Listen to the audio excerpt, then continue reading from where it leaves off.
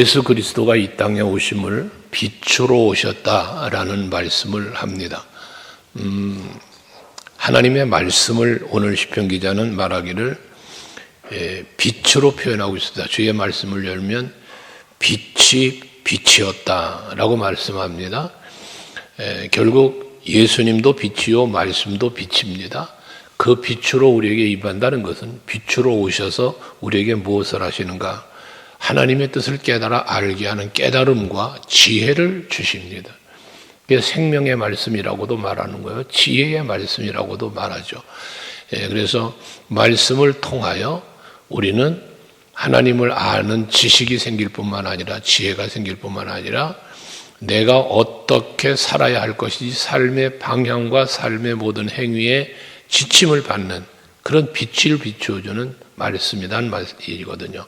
그래서 여러분들이 말씀으로 살면, 말씀에 순종하고 살면 빛된 길을 걸어가는 거예요.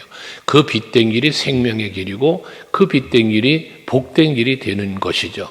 말씀을 지켜 살아야 하는 이유가 바로 거기에 있습니다. 그래서 132절에 보면 주의 계명을 사모했다라고 그 대비 헐떡인 날까지 표현을 31절에 하는데 그만큼 하나님의 말씀을 늘 내가 입술로 조아리며 그 말씀을 중심으로 살려고 몸부림심을 이야기하는 거거든요. 그러면서 132절에 주의 이름을 사랑하는 자들에게 베푸시던 대로 내게 돌이키사 내게 은혜를 베푸소서 해요. 그러니까 주의 이름을 사랑하는, 즉 하나님의 말씀을 사랑하는 자들에게 베푸시는 은혜가 있었다는 거잖아요. 그럼 그 은혜가 무엇이겠습니까? 주의 말씀을 지켜 행하고 주의 말씀을 사랑하는 자에게 부어주시는 은혜는 말씀을 통하여 약속해 주셨던 모든 언약의 성취가 말씀을 사랑하고 말씀을 지켜 행하는 자에게 임하는 은혜입니다. 여러분들께서 말씀에 순종하셨을 때 그 순종하는 이유가 어디에 있습니까? 하나님의 말씀이니까, 약속이니까 믿고 믿음으로 순종하잖아요. 그런데 믿음으로 순종할 때 그 믿음대로 되어지게 하시는 이가 하나님이란 말씀이죠. 그 되어지도록 이루어 주시는 그 언약의 성취가 곧 은혜라는 것입니다. 그런 의미에서 볼 때 여러분의 신앙생활은 날마다가 은혜 안에 사는 삶이 될 수 있기를 축복합니다. 그게 곧 믿음으로 산다는 증거이고 하나님의 말씀 사랑하고 하나님의 말씀에 순종하며 살았다는 증거가 되니까 말입니다. 그러면서 이어진 말씀 133절에 나의 발걸음을 주의 말씀에 굳게 세우시고 어떤 죄악도 나를 주관하지 못하게 하소서라고 합니다. 결국 말씀을 사랑하고 말씀을 지켜 행하는 삶에는 죄악을 멀리할 수밖에 없다는 거죠. 그래서 에베소 6장 11절도 바울을 통해서 말씀하시지만 모든 마귀의 관계를 능히 대적하기 위해서 하나님의 전신갑주 입을 하잖아요. 그러니까 하나님의 말씀은 죄를 이기는 힘이 있어요. 모든 악을 물리칠 수 있는 힘이 있는 거예요. 그래서 오늘 시편 기자는 주의 말씀을 굳게 세워달라 말씀이에요. 말씀에 굳게 세워달라는 건 뭐겠어요? 그 말씀을 믿는 온전한 믿음이 내게 있게 해달라는 것이죠. 그렇게 세워주심으로 말미암아 그에 합당한 은혜를 베풀어 달라고 기도했던 거고 그렇게 굳게 세워주시니까 죄악에도 나를 죄악이 나를 주관하지 못하게 해달라라는 거 아닙니까? 그래서 여러분들이 살면서 보면 죄의 유혹을 받을 때가 많잖아요. 하루를 사는 중에도 여러분들이 얼마나 많은 죄의 유혹을 받습니까? 세상의 유혹을 얼마나 많이 받습니까? 근데 그 다양한 유혹이 다가올 때에 그 유혹을 물리칠 수 있는 힘, 그 힘이 말씀이라는 겁니다. 오늘도 이 아침에 주어지는 말씀이 여러분들에게 영적인 힘과 능이 되셔서 모든 세상 유혹, 마귀의 유혹을 물리치고 이기시는, 죄를 이기는 여러분들 될 수 있기를 바랍니다. 135절은 주의 얼굴을 주에게 비추어 달라라고 말씀하시는데 얼굴을 비추신다, 얼굴을 향하여 드신다. 민수기 6장에서 말씀하는 것처럼 그것은 결국 하나님이 우리에게 베푸시는 은혜를 말하고 하나님이 우리에게 주시는 평강을 말하는 거예요. 하나님이 나를 바라보고 계신다, 지켜보고 계신다. 그게 나의 위로가 되고 힘이 되는 것 아니겠습니까? 여러분들이 요셉이 그런 것처럼 여러분들이 또 뭐 어디에 있든지 무엇을 하든지 하나님이 나를 지켜보고 계신다라는 믿음이 있으면 두렵지 않잖아요.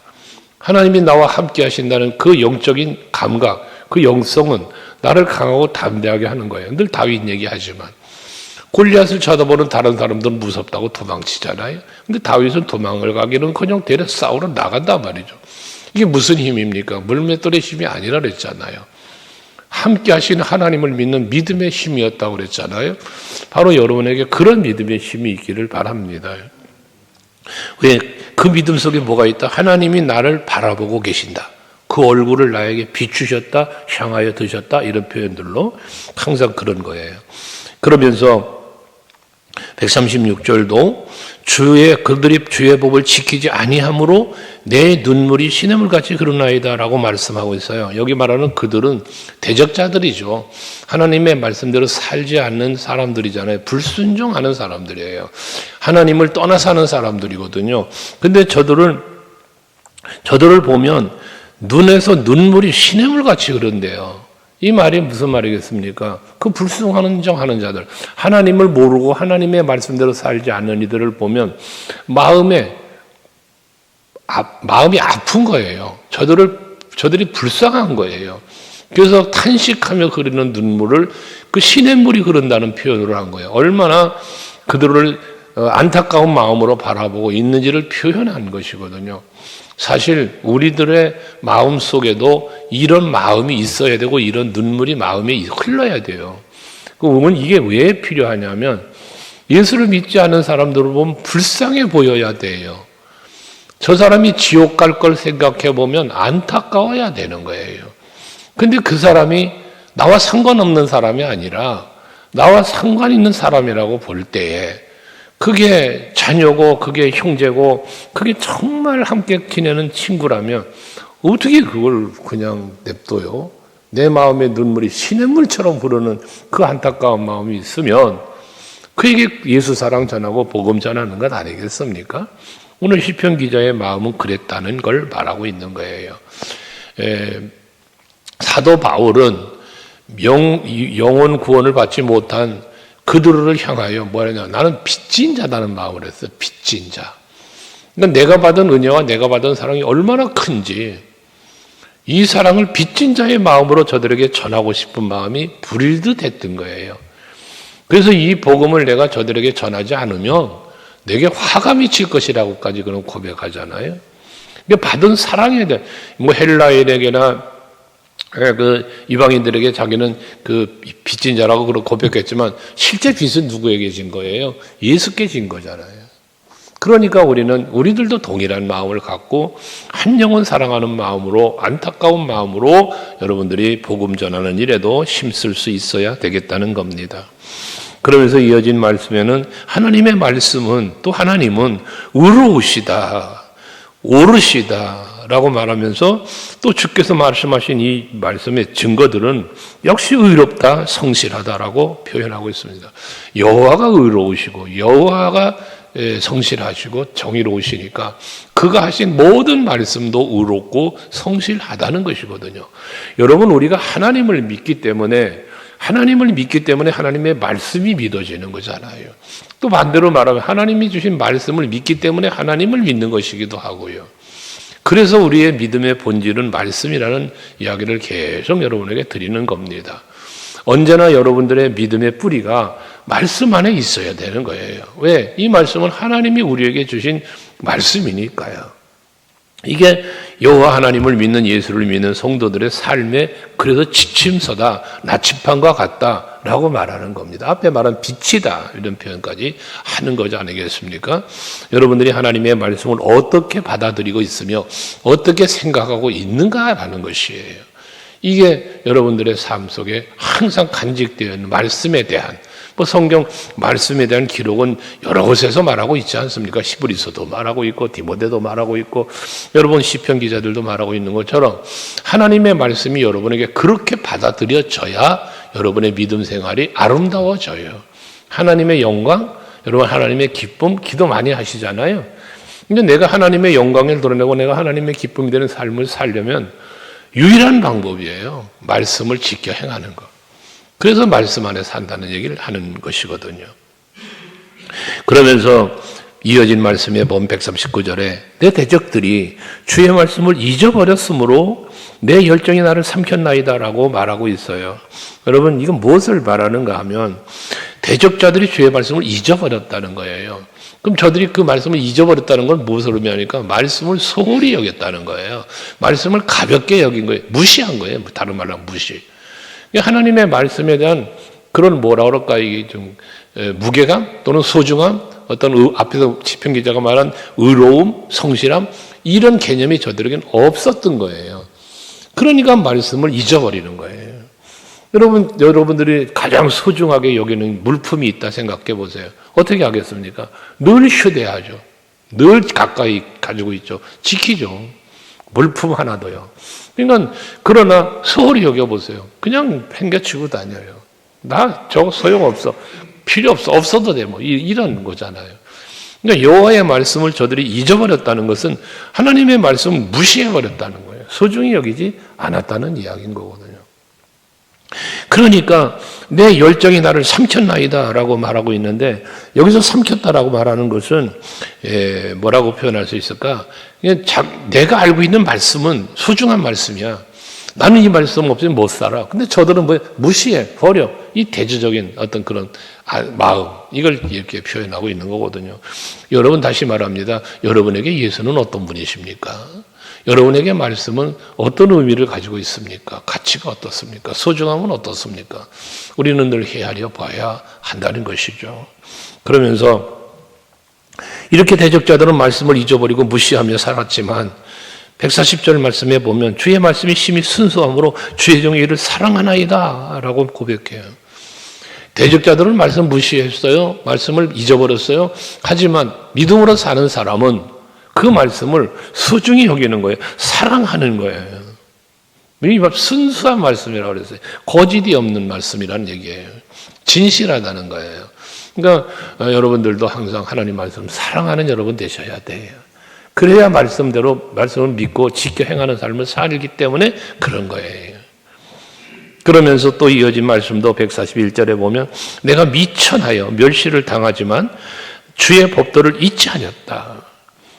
대적자들은 주의 말씀을 잊어버렸지만 이 시편 기자는 내가 미천하되 부족하다는 거예요. 약하다는 거야. 그래서 멸시를 당한다는 거예요. 비록 사람들에게는 무시당하고 멸시라는 표현을 쓰니까 그렇게 멸시를 당하고 조롱을 당하고 할지라도 그에게 하나님의 말씀은 잊을 수 없는 말씀이요 버릴 수 없는 말씀이라는 거예요.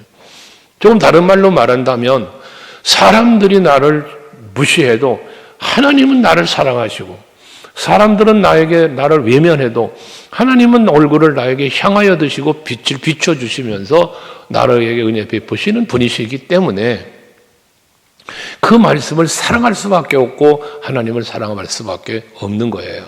또 말씀대로 되어지도록 은혜를 베푸시니 그 은혜 안에 살고 있는 그런 믿음의 사람인 즉 말씀이 소중하고 사랑할 수밖에 없는 것이죠. 여러분, 성경책 이곳저곳에 아무데나 던져놓고 사는 게 아니라 여러분의 삶의 현장에 가까이 두시고 늘 그 말씀을 묵상할 수 있는 여러분들이 되셔야 돼요.